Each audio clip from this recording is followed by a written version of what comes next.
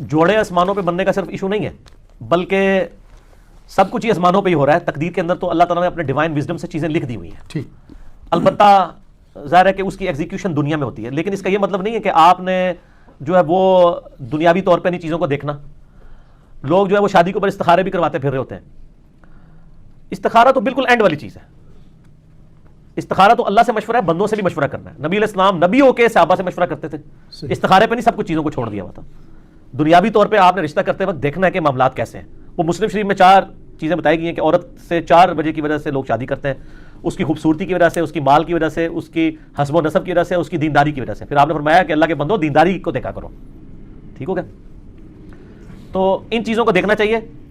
باقی اگر کسی کی قسمت میں کوئی مسئلہ لکھا ہے تو وہ تو آپ دیکھ لیں. حضرت نوح علیہ السلام اور لوط علیہ السلام 2 پیغمبر ہیں. سورہ تحریم کا آخری رکوع پڑھ کے دیکھ لیں، ان کی بیویاں بھی کافرہ نکلی ہیں. وہ ایک علیحدہ معاملہ ہے. اپنی طرف سے کوشش کریں. باقی تقدیر میں جو کچھ لکھا ہے وہ اللہ نے اپنے علم سے لکھا ہوا ہے، مستقبل میں ہونے والا. نہ کہ ہمیں اس تقدیر کا پابند کیا ہوا ہے، بلکہ جو کچھ ہونا تھا وہ اللہ کے علم میں پہلے سے تھا. نہ یہ کہ اس نے پابند کیا کہ ہم یہ کریں. البتہ جب ہو جائے نا پھر آپ یہ کہہ سکتے ہیں کہ میرے نصیب میں یہ لکھا تھا.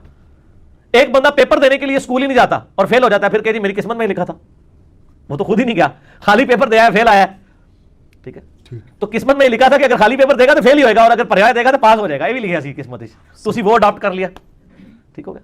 باقی دعا کی تو امپورٹنس ہے. صحیح مسلم میں حدیث ہے، جو شخص یہ چاہے کہ اس کی عمر دراز کر دی جائے اور اس کے رزق میں برکت ہو تو وہ اپنے رشتہ داروں سے صلہ رحمی کرے. رشتہ داروں کے ساتھ اس نے سلوک کرنے سے آپ کی دولت بھی بڑھتی ہے اور عمر بھی. اور رشتہ داروں میں پہلے نمبر پہ ماں باپ، بیوی، بچے اور بہن بھائی ہیں. باقی بعد میں لوگ رشتہ داروں سے فوراً سمجھتے ہیں کزنز، اور بہن بھائیوں کو چھوڑ دیتے ہیں، ماں باپ کو چھوڑ دیتے ہیں، بیوی بچوں کو چھوڑ دیتے ہیں. تو بخاری اور مسلم دونوں میں یہ حدیث ہے کہ جس شخص کی یہ خواہش ہو کہ اس کے رزق میں برکت ہو اور عمر میں برکت ہو جائے، وہ اپنے رشتہ داروں کے ساتھ اس نے سلوک کرے. ظاہر ہے اس نے سلوک یہ ہے کہ آپ نے اخلاقی طور پہ بھی اور مالی مدد بھی ان کی کرنی ہے. ٹھیک. تو اس کا مطلب ہے دعا سے تقدیر بدلتی ہے. لیکن یہ بھی تقدیر میں لکھا ہوتا ہے کہ اس کی عمر تو تھی 60 سال، اس نے اپنے بہن بھائیوں کے ساتھ اس نے سلوک کیا، ہم نے اس کو 80 کر دینا ہے. اب وہ کرے گا تو ہو جائے گا.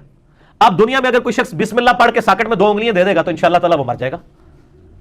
فزیکل فنامنا تو چلیں گے نا. دہانی آفتیں ٹلتی ہیں دعاؤں سے. جو آپ آفت اپنے اوپر خود لائیں گے وہ تو نہیں ٹلے گی. آپ بسم اللہ الذی لا یضر پڑھ کے تو کوبرا سام کے منہ میں ہاتھ دے دیں تو یہ تو نہیں ہے. ناگہانی آفتیں ٹلیں گی. تو تقدیر کا مسئلہ بھی ہے. یہاں پہ بھی جوڑوں پہ لوگ کہتے ہیں نہیں میری قسمت میں لکھا ہوا تھا.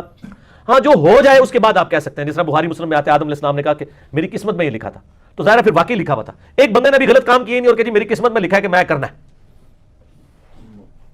تو میں کہتا ہوں، ایک بندہ کہتا ہے میری قسمت میں لکھا ہے کل فجر کی نماز میں نے نہیں پڑھنی، تو سر میں ابھی آپ کی قسمت میں بدل دیتا ہوں کہ فجر کی نماز فلاں مسجد کی پہلی صف میں پڑھو، 1 لاکھ روپے لے لینا، یہ لو چیک.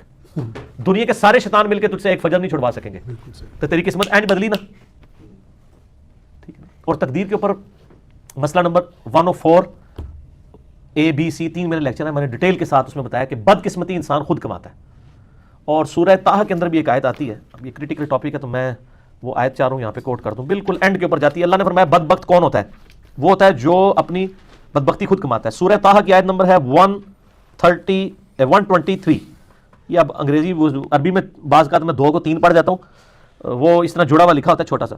اس میں کہ آدم علیہ السلام کو جب اللہ تعالیٰ نے زمین پہ اتارا تو کہا قال اهبطوا منها جميعا، ہم نے کہا کہ اب تم دونوں زمین پر اتر جاؤ. بعضکم لعدو لبعض عدو، تم میں سے بعض کا دشمن ہوگا. فاما یاتینکم منی ہدی، اب جب کبھی کوئی ہدایت کی بات میری طرف سے تمہارے پاس آئے گی، یعنی نبیوں کے ذریعے کتابیں، فمن اتبع ہدایا، جو کوئی ہدایت کی پیروی کرے گا، فلا یضل ولا یشقى، جو کتابوں کی پیروی کرے گا نہ گمراہ ہوگا نہ بدبخت ہوگا.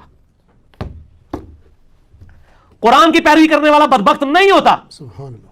قرآن کہہ رہا ہے سورہ طٰہٰ آیت نمبر 123، جو نبیوں پر اتری ہوئی کتابوں کی پیروی کرے گا لا یضل ولا یشقى. ٹھیک ہے جی. نہ وہ گمراہ ہوگا اور نہ شکی ہوگا. کیوں؟ بدبختی انسان خود کماتا ہے. کوئی چیز شیطان نے مسجد میں نہیں جانے دیا. میں کہتا ہوں آج اناؤنسمنٹ ہو گئی مسجد میں نماز فی نماز کے اوپر 10,000 روپے گورنمنٹ دے گی، شیطان کا پیو بھی نہیں کچھ کر سکتا. اور اس کا سائملٹینیس کنٹراسٹ ہے. اگر ایک نماز چھوڑنے پر اللہ تعالیٰ کی طرف سے دنیا میں ہی عذاب آنا شروع ہو جائے تو کوئی شخص بھی نماز سے غافل نہیں ہوگا. اگر انسان مسجد کی طرف نہ جائے تو اس کے پاؤں پہ اسی وقت فالج گرے تو اگلی نماز کے لیے تو کہے گا اللہ ایک بار میری ٹانگیں ٹھیک کر دے، میں پہلے جا کے مسیتی پہ جاؤں گا. تو دنیا کو اللہ نے فزیکل چیزوں کے ساتھ جوڑا ہوا ہے.